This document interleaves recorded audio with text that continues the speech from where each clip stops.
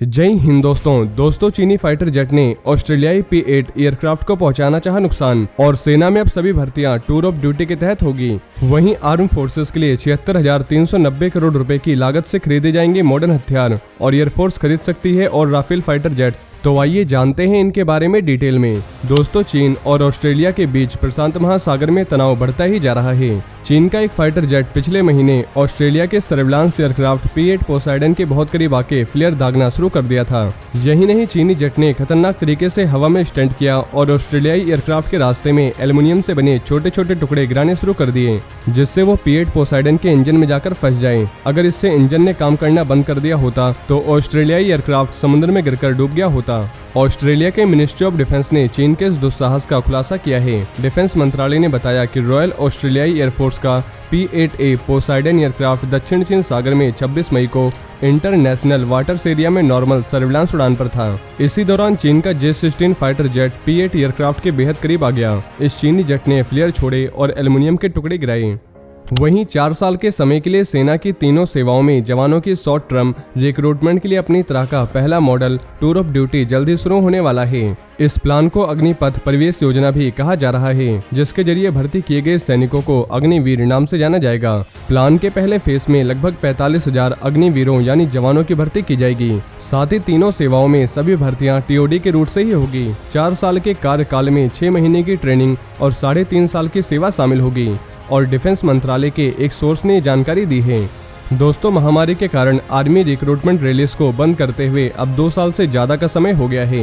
वहीं TOD के तहत भर्ती होने वालों को सैलरी और सुविधाएं लगभग रेगुलर पर्सनल के समान ही मिलेगी और 4 साल बाद लगभग 10 से 12 लाख का पैकेज होगा। और सरकार कैरियर के बाद के अवसरों के बारे में भी सोच रही है, क्योंकि सेवा से रिटायर होने वालों की एज 21 से 22 साल की होगी, तो उन्हें डिग्री और सर्टिफिकेट भी दिया जाएगा। साथ ही 4 साल की समाप्ति के बाद स्थायी कमीशन के लिए एक और दौर की भर्ती की जाएगी, यानी आर्म फोर्सेस में अगले 4 साल तक कोई परमानेंट भर्ती नहीं होगी। सेना के एक ऑफिसर ने बताया कि आर्मी में बटालियन की एवरेज एज 35 से 36 साल है और TOD के साथ 4 से 5 सालों में एवरेज एज प्रोफाइल घटकर 25 से 26 साल हो जाएगी। दोस्तों, ऑन एवरेज अदर रैंक्स के लगभग 60,000 कर्मी हर साल सेना से रिटायर होते हैं और सेना के सोर्सेस ने कहा था कि भर्तियों में ठहराव का असर पहले से ही शुरू हो गया है। वे लगभग 35 से 37 साल की एज में बहुत जल्दी रिटायर हो जाते हैं और पेंशन लंबे समय तक जारी रहती है। एक दूसरे ऑफिसर ने बताया कि बड़ी संख्या में होने के कारण अदर रैंक्स और JCO का कुल पेंशन बोझ ऑफिसर्स की तुलना में बहुत ज्यादा है और TOD से कम करने में मदद करेगा। वहीं डिफेंस मिनिस्टर राजनाथ सिंह की अध्यक्षता में आज डिफेंस एक्विजिशन काउंसिल की बैठक हुई है। डिफेंस एक्विजिशन काउंसिल द्वारा buy Indian and buy and make Indian category के तहत 76,390 करोड़ रुपए की राशि के आर्म फोर्सेस के कैपिटल एक्विजिशन प्रपोजल को एक्सेप्टेंस दी गई है और ये जानकारी डिफेंस ऑफिसर ने दी है। डिफेंस ऑफिसर के मुताबिक इंडियन आर्मी के DAAC ने rough terrain fork lift truck, bridge बिछाने वाले व्हील टैंक, इंडिजिनस सोर्सेस के माध्यम से एंटी टैंक गाइडेड मिसाइल और वेपन लोकेटिंग रडार के साथ आर्मर्ड कॉम्बैट व्हीकल्स की खरीद की जरूरत के लिए नई एक्सेप्टेंस दी है। ऑफिसर के मुताबिक इंडियन नेवी के लिए DC ने 36,000 करोड़ रुपए की estimated cost per next generation corvette NGC की खरीद के लिए जरूरी एक्सेप्टेंस दी है। साथ ही DC ने हिंदुस्तान एरोनॉटिक्स लिमिटेड द्वारा डोनियर एयरक्राफ्ट और Su-30 MKI एरो इंजन के निर्माण के लिए स्पेशल इंडिजिनाइजेशन बढ़ाने पर फोकस किया है। डिफेंस मंत्रालय की ओर से जारी बयान के मुताबिक DC ने स्वदेशीकरण को बढ़ाने पर ध्यान देने के साथ हिंदुस्तान एरोनॉटिक्स लिमिटेड द्वारा डोनियर एयरक्राफ्ट और Su-30 MKI एरो इंजन के निर्माण के प्रस्ताव को भी मंजूरी दी है। वहीं रिपोर्ट्स के मुताबिक मोदी सरकार इंडियन एयर फोर्स के लिए 114 मल्टी रोल फाइटर जेट की खरीद का कोई बड़ा डील करने के बजाय इसे 2 अलग अलग ऑर्डर्स में बांटने पर विचार कर रही है। हालांकि नेवी अपने लिए भी अलग से फाइटर जेट खरीदने के प्रोग्राम को आगे बढ़ा रही है। Indian defence and security establishment के सोर्सेस ने बताया कि पहले बनाए गए प्लान के मुताबिक एक बार में 114 फाइटर जेट्स को लेने के बजाय सरकार इंडियन एयर फोर्स के लिए 54 जेट्स के इनिशियल परचेस ऑर्डर पर विचार कर रही है।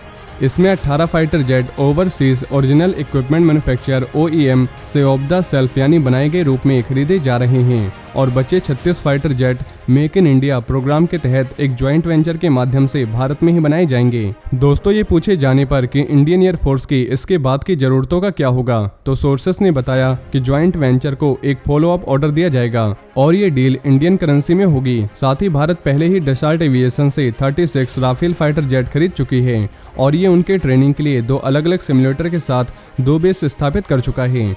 दोस्तों, दसॉल्ट एविएशन ने तो ऑफिशियल रूप से कहा था कि भारत में प्रोडक्शन लाइन शुरू करने के लिए कम से कम 100 फाइटर जेट्स के लिए मिनिमम ऑर्डर की आवश्यकता है। हालांकि अभी तक ये क्लियर नहीं है कि 54 जेट्स के लिए दिए जाने वाले ऑर्डर को पूरा होने के बाद के फॉलोअप ऑन ऑर्डर में जेट्स की संख्या कितनी होगी। फ्रांस में प्रत्येक बेस 72 जेट्स की आवश्यकताओं को पूरा कर सकता है और इसलिए भारत द्वारा केवल 36 जेट्स के लिए 2 अलग अलग बेस बनाया जाना एक आश्चर्य जैसा था और इस बात के एक संकेत के रूप में था कि एयरफोर्स द्वारा और भी राफेल जेट खरीदे जा सकते हैं। सोर्सेस का कहना है कि इंडियन एयरफोर्स राफेल फाइटर से खुश है और अगर इसी तरह के और भी जेट्स खरीदे जाते हैं तो ये सरकार का निर्णय होगा।